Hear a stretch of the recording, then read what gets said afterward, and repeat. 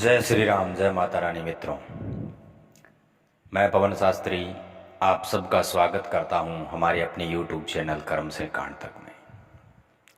मित्रों, पितृ कार्य यानी आजकल हर किसी घर में पितृदोष लागू है।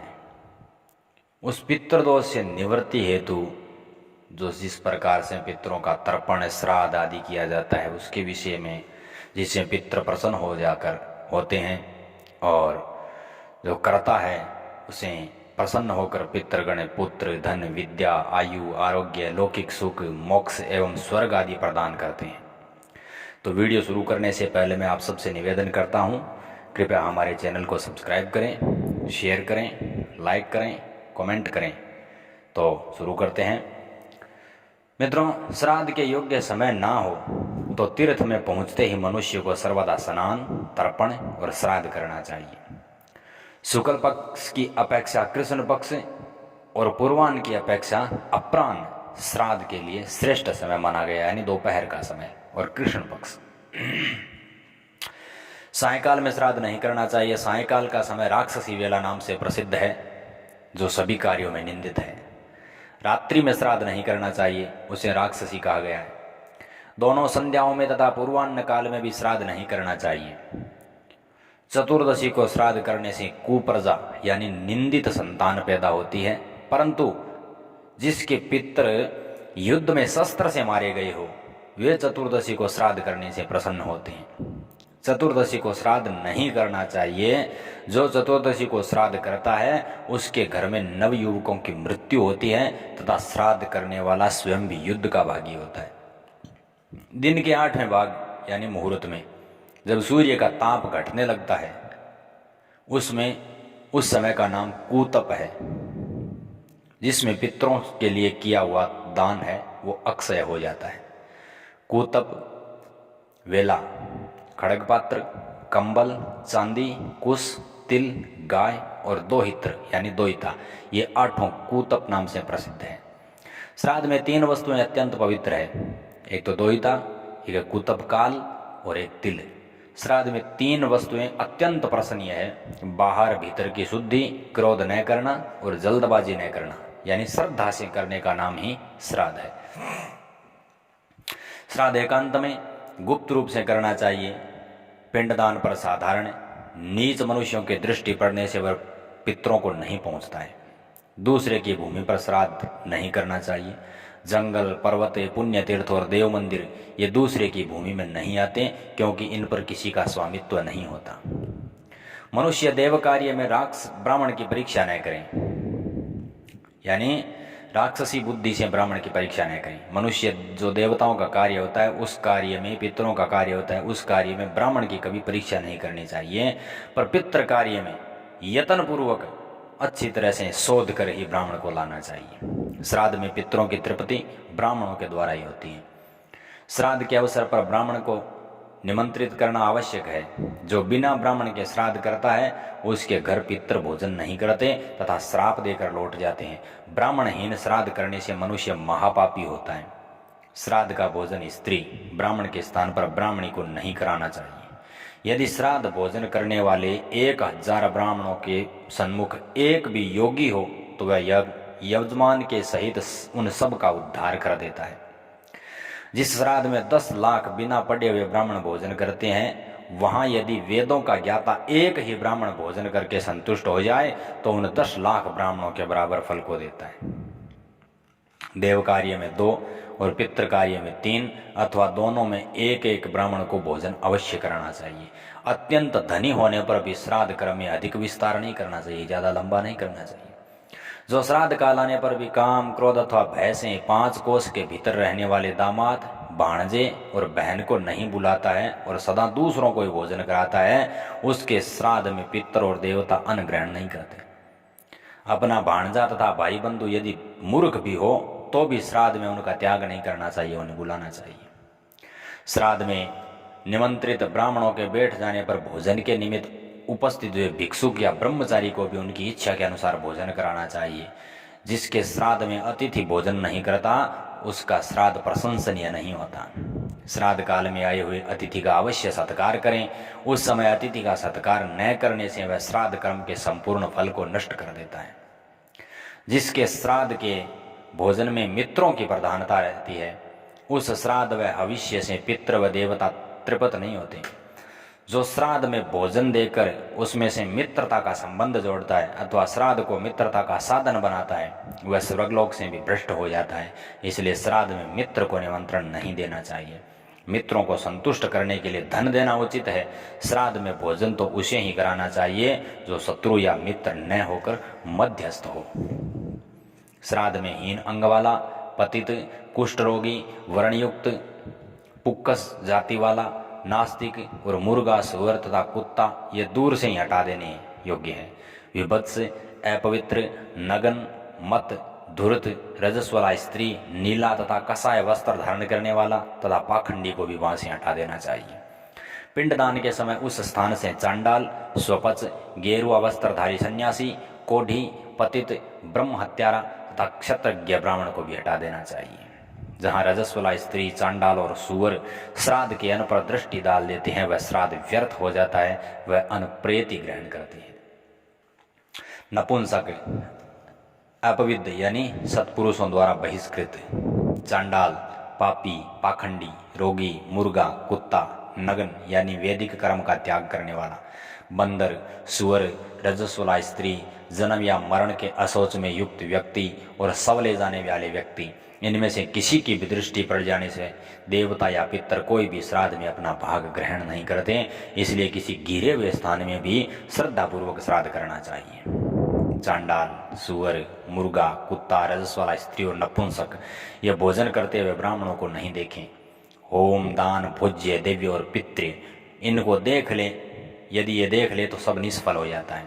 एक खुरों वाला ऊँटनी का, भेड़ का, मृगी का तथा भैंस का दूध श्राद्ध में काम में नहीं लेना चाहिए।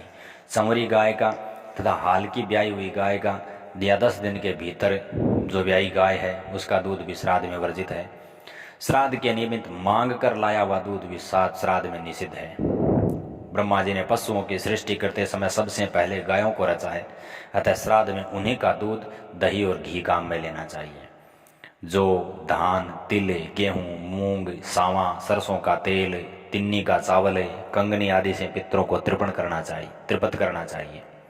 आम, अमड़ा, बेल, अनार, बिजोरा, पुराना आंवला, खीर, नारियल, फालसा, नारंगी, अंगूर, खजूर, नीलकेत, परवल, चिरौंजी, बेर, जंगली बेर और इंद्रजो इनको श्राद्ध में यत्नपूर्वक लेना चाहिए। जो कांगनी, मूंग, गेहूं, धान, तिल, मटर, कचनार और सरसों इनका श्राद्ध में होना अच्छा है। जिसमें बाल और कीड़े पड़ गए हों, जिसे कुत्तों ने देख लिया हो, जो बासी तथा दुर्गंधित हो, ऐसी वस्तुओं का श्राद्ध में उपयोग नहीं करना चाहिए। बैंगन और श्राप का भी त्याग करना चाहिए। जिस अन्न पर पहने हुए वस्त्र की हवा लग जाए वो भी श्राद्ध में वर्जित है। राजमास, मसूर, अरहर, गाजर, कुमड़ा, गोल लौकी, बैंगन, सलजम, हींग, प्याज, लहसुन, काला नमक, काला जीरा, सिंगाड़ा, जामुन, पीपली, सुपारी, कुल्थी, केथ, महुआ, अलसी, पीली सरसों और चना ये वस्तुएं श्राद्ध में वर्जित है। जहाँ घर घराट की ध्वनि, औंखली के कूटने का शब्द या सूप के फटकने की आवाज़ होती हो, सूप यानी छाला फटकने की आवाज़ होती हो, वहाँ किया गया श्राद्ध व्यर्थ हो जाता है। श्राद्ध करता पुरुष दातुन करना, पान खाना, तेल और उबटन लगाना, मैथुन करना, औषध सेवन तथा दूसरों के अन्न का भोजन करना अवश्य त्याग दें। रास्ता चलना, दूसरे गांव जाना, कलह, क्रोध और मैथुन करना, बोझ ढोना तथा दिन में सोना, ये सब कार्य श्राद्ध करता और श्राद्ध भोक्ता को छोड़ देनी चाहिए। श्राद्ध करता और श्राद्ध भोक्ता दोनों को श्राद्ध में भोजन करने के बाद पुनः भोजन करना, मार्ग गमन करना, सवारी पर चढ़ना, परिश्रम का काम करना, मैथुन, स्वाध्याय, कलह और दिन में शयन, इन सब का परित्याग कर देना चाहिए। श्राद्ध भूमि में सर्वत्र तिलों को बिखेरना चाहिए। तिलों के द्वारा असुरों से आक्रांत भूमि शुद्ध हो जाती है। जो श्राद्ध तिलों से रहित होता है अथवा जो क्रोध पूर्वक किया जाता है, उसके भविष्य को राक्षस और पिशाच लुप्त कर देते हैं। जिस श्राद्ध में तिल की मात्रा अधिक रहती है वह श्राद्ध अक्षय हो जाता है। जो सफ़ेद तिलों से पितरों का तर्पण करता है उसका किया हुआ तर्पण व्यर्थ होता है। तिल पिशाचों से श्राद्ध की रक्षा करते हैं, कुछ राक्षसों से बचाते हैं, क्षत्रिय ब्राह्मण पंक्ति की रक्षा करते हैं, और यतिगण यदि कसाय वस्त्र वाले न हो तो श्राद्ध में भोजन कर ले तो वह अक्षय हो जाता है। श्राद्ध में पहले अग्नि को भाग अर्पित किया जाता है। अग्नि में हवन करने के बाद पितरों के निमित्त पिंडदान दिया जाता है। उसे ब्रह्म राक्षस दूषित नहीं करते। सोने चांदी और तांबे के पात्र पितरों के पात्र कहे जाते हैं। श्राद्ध में चांदी का चर्चा और दर्शन भी पुण्यदायक है। चांदी का नाम लेना भी श्राद्ध में पुण्यदायक है। चांदी का समीप होना, दर्शन करना, दान करना, ये राक्षसों का विनाश करने वाला, यशोदायक तथा पितरों को तारने वाला है। पितरों के लिए चांदी के पात्र में श्रद्धापूर्वक जल पात्र भी दिया जाए तो वो अक्षय त्रिपतिकारक होता है। पितरों के लिए अर्घ्य, पिंड और भोजन के बाद भी चांदी के ही श्रेष्ठ पात्र भी चांदी के ही श्रेष्ठ माने गए हैं। जो अपनी तर्जनी उंगली में चांदी की अंगूठी धारण करके पितरों का तर्पण करता है, उसका सब तर्पण लाख गुना अधिक पुण्य फल देने वाला होता है। यदि वह अनामिका उंगली में सोने की अंगूठी पहनकर तर्पण करता है तो करोड़ गुना अधिक फल देने वाला होता है। जो मनुष्य मैथुन तथा क्षौर कर्म करके देवताओं को और पितरों का तर्पण करता है, वह जल रक्त के समान होता है तथा दाता नरकों में जाता है। अतः क्षौर कर्म एक दिन पहले कर लेना चाहिए, यानी कटिंग दाढ़ी वगैरह। जो ब्राह्मणों के हाथ में नमक या व्यंजन परोसता है अथवा लोहे के पात्र में परोसता है, उस भोजन को राक्षस खाते हैं, पितर ग्रहण नहीं करते। एक हाथ से लाया हुआ जो अन्न पात्र ब्राह्मणों के आगे रखा जाता है, उस अन्न को राक्षस छीन लेते हैं। गोबर आदि से लीपे पूते पवित्र तथा एकांत स्थान में, जिसमें दक्षिण दिशा की ओर भूमि कुछ नीची हो, जहाँ पापी मनुष्यों की दृष्टि न पड़े, वहाँ पर श्राद्ध करना चाहिए।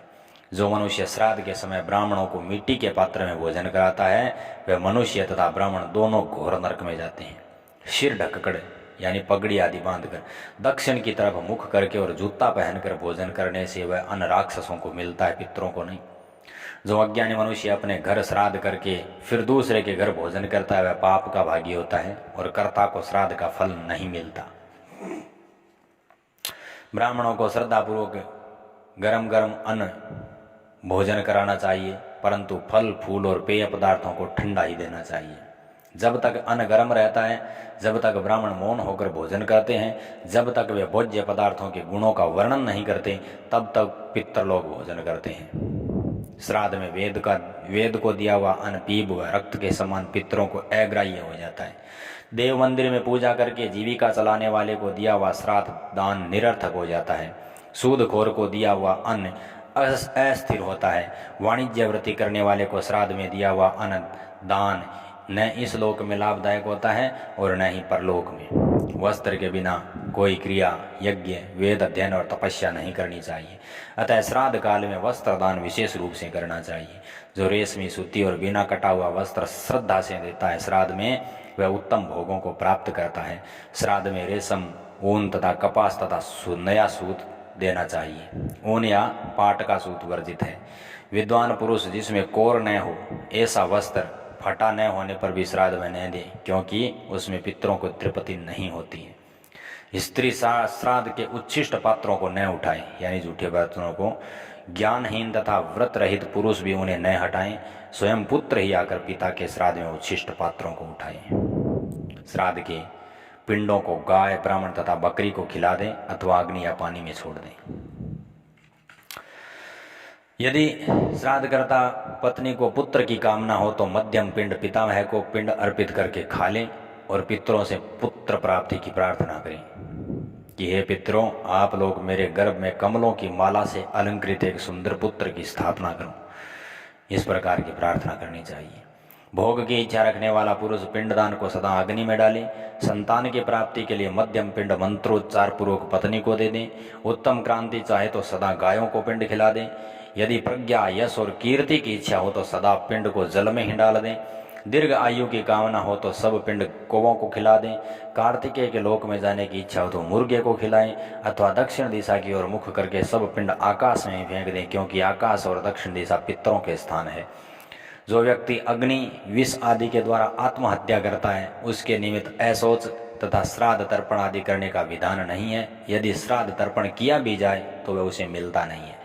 अमावस्या को पितृ श्राद्ध के अवसर पर यदि मंथन क्रिया दही बिलोना किया जाए तो उससे होने वाला मट्ठा मदिरा के समान और घी है वो गोमांस के समान हो जाता है। अमावस्या के दिन श्राद्ध और हवन के समय जो एक हाथ से पिंड एवं आहुति दें, पर तर्पण में दोनों हाथों से जल देना चाहिए। नाभि के बराबर जल में खड़ा होकर मन ही मन ये चिंतन करें कि मेरे पितर आए और ये जलांजलि ग्रहण करें। दोनों हाथों को संयुक्त करके जल से पूर्ण करें और अपने हृदय से ऊपर तक अंजलि उठाकर पुनः जल में डाल दें। जल में दक्षिण की ओर मुख करके खड़ा होकर आकाश में से जल गिराना चाहिए, क्योंकि पितरों का स्थान आकाश और दक्षिण दिशा है। पूर्णिमा और चतुर्दशी को श्राद्ध नहीं करना चाहिए, क्योंकि पूर्णिमा कृष्ण पक्ष में न होने से उसमें महालय की प्राप्ति नहीं होती और चतुर्दशी में केवल शस्त्र से नष्ट हुए को छोड़कर श्राद्ध करने वाले के घर में नवयुवकों की मृत्यु हो जाती है तथा श्राद्धकर्ता स्वयं युद्ध का भागी होता है। इन दोनों तिथियों का श्राद्ध है वो द्वादशी या अमावस्या को करना चाहिए। जय श्री राम, जय माता।